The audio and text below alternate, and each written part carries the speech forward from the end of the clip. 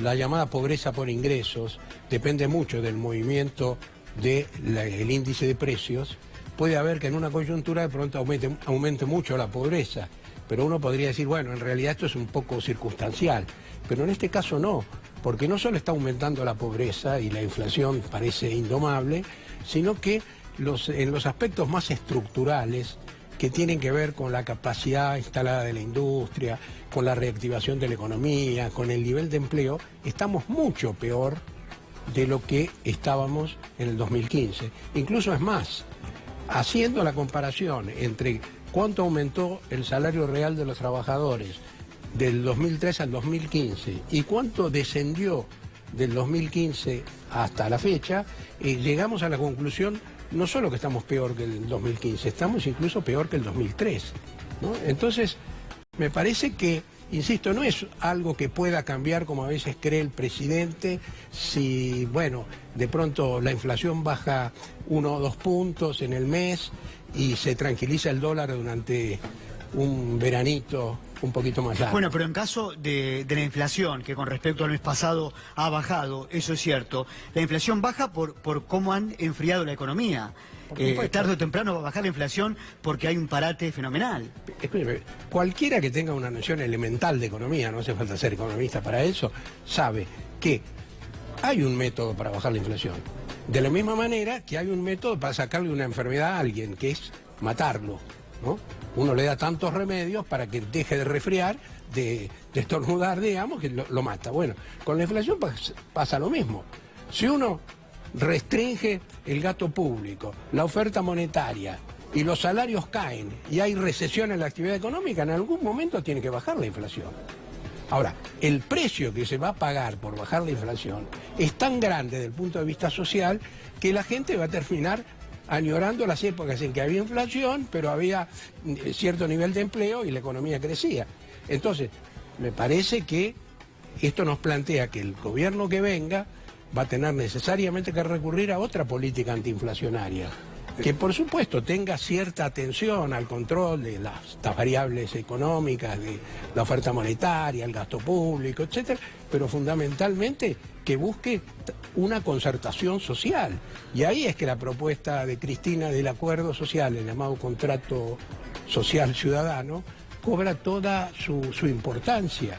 José, sí. No es la primera vez que en la Argentina se habla de un contrato social, ha tenido muchas denominaciones, diálogo social, algunos quieren emular esta suerte de acuerdo de la Moncloa de España, pero en todas sus denominaciones hay un factor común que es se ha intentado o se ha enunciado pero nunca se ha concretado. Y eso me lleva a una reflexión para salir un poquito de la coyuntura que me gustaría compartir con usted a ver qué opina, porque si algo caracteriza a la Argentina, más allá de que hay países que han prosperado con fórmulas neoliberales o de mercado, los que han prosperado con fórmulas con fuerte intervencionismo estatal, lo que sí ha caracterizado a la Argentina es la cuestión cíclica.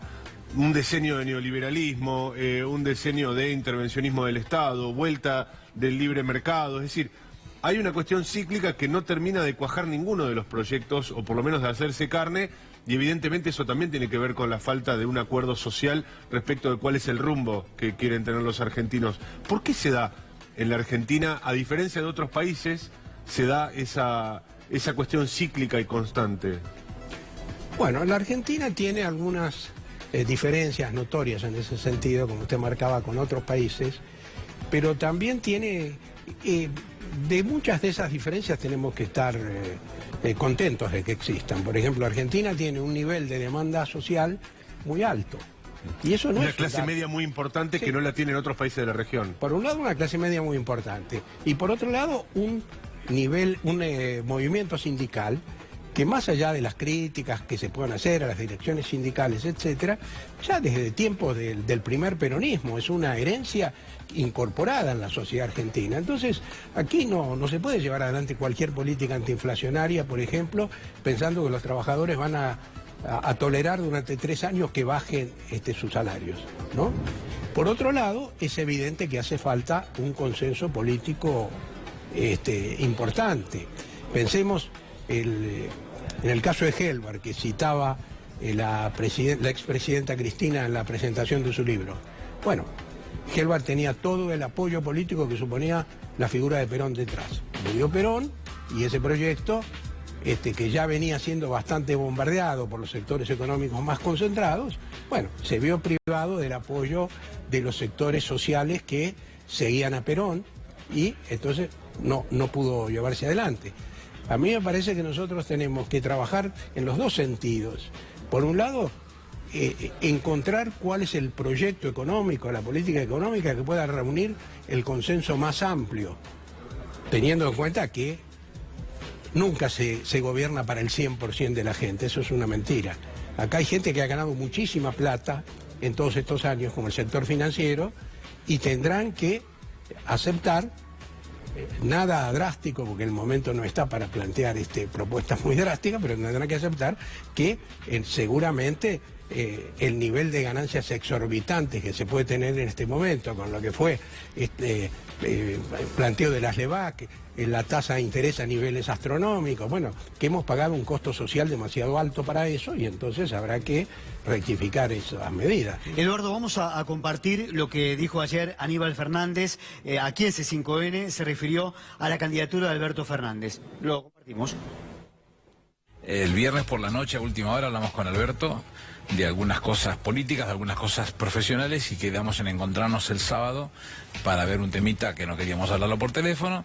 Y yo el sábado voy a ver a la vieja sí o sí, estaba charlando con ella cuando me mandan un mensaje y atrás me mandan el video. Me vi todo el video y lo llamé. Entonces me dice Cristina que te llame, que se equivocó de nombre, que no eras vos. Y entonces se rió mucho y quedamos en encontrarnos, que ya estaba programada la reunión para eso de las 11, así que nos juntamos. Me puso muy contento. Alberto me dice cuando habló conmigo el sábado de la mañana que se disculpaba, que habíamos hablado de la noche y no me había dicho. Y Alberto, fui 12 años ministro de Néstor y de Cristina. El tema del manejo de los secretos lo conozco a la perfección, así que no tenés por qué contarme nada. Y Cristina es el único líder natural que tiene este país.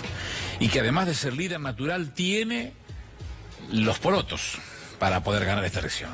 Entonces ahí viene el desprendimiento que uno tiene que evaluar, que valorar, que ponerlo por sobre todas las cosas, porque ella está en condiciones de ganar y de gobernar. Sin embargo, ha decidido correrse para poner al frente un cuadro de excepción, como lo es Alberto, con todas las condiciones para poder llevar adelante una estrategia y además con una plusvalía que es esa capacidad que tiene una motricidad fina de orfebre para ir cerrando todo lo que se puede ir cerrando, sumando a todo lo que se tiene el núcleo duro de lo que le pertenece a Cristina. Yo creo que va a ser una fórmula muy, muy traccionadora y que a mí me da mucho placer, me llena de adrenalina nuevamente, me pone muy contento. No, yo me puse muy contento, a mí me dio una enorme satisfacción, me satisfizo enormemente porque el que piensa eso es absolutamente mezquino el razonamiento. Es decir, pareciera ser que Cristina es buena si va a elecciones, pero cuando toma la decisión como conductora del segmento no tiene esa capacidad para hacerlo, por Dios. Estamos hablando, vuelvo a insistir, del único líder natural que tiene este país, de la única que puede pensar 45 jugadas para adelante como Karpov, como Capablanca, como cualquiera de los maestros del ajedrez,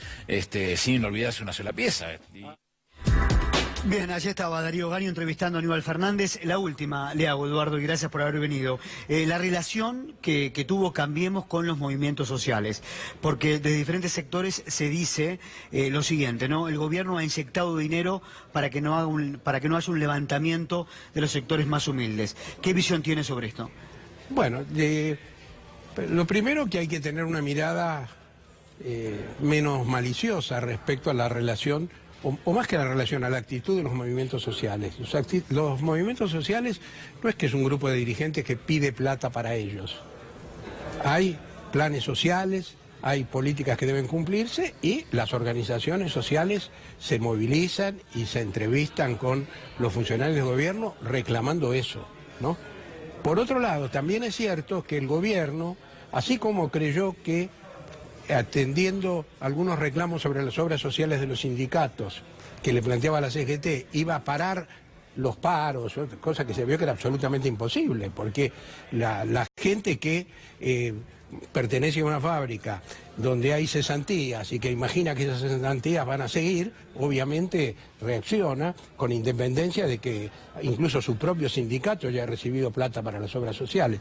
Entonces, es evidente que en la medida que se fue profundizando la crisis, ya el gobierno no puede parar la protesta de los movimientos sociales, porque no se puede parar con dádivas, porque lo que acá hace falta es otra política, es una política que apunte a mediano plazo a un crecimiento sostenido del empleo.